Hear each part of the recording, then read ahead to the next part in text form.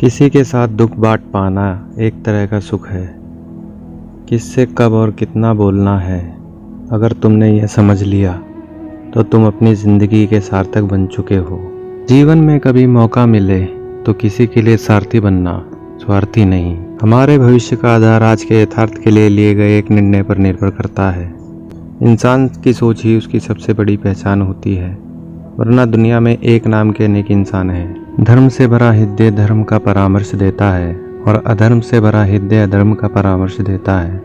प्रेम सदैव माफ़ी मांगना पसंद करता है और अहंकार सदैव माफ़ी सुनना पसंद करता है।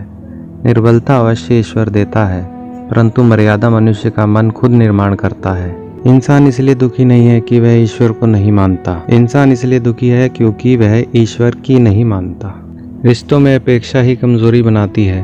अपेक्षा तो स्वयं मस्तिष्क में जन्म लेती है। संदेह की स्याही से संबंध के पृष्ठ पर कभी शुभ अंकित नहीं होता, इसलिए अपने मन के विचार और संबंधों का आधार दोनों ही शुभ रखें। गति के लिए चरणों पर ध्यान देना आवश्यक है, किंतु प्रगति के लिए सदैव आचरण पर ही ध्यान देना चाहिए।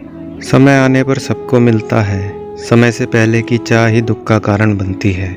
मित्र शब्द को प्रथम उच्चारण करने वाला व्यक्ति मित्रता के लिए सबसे ज्यादा प्रतिबद्ध और समर्पित होना चाहिए। वह मूर्ख है जो प्रेम को बकवास कहते हैं। प्रेम इस संसार की मूल है, इसी से संसार बना है। दगा किसी का सगा नहीं होता।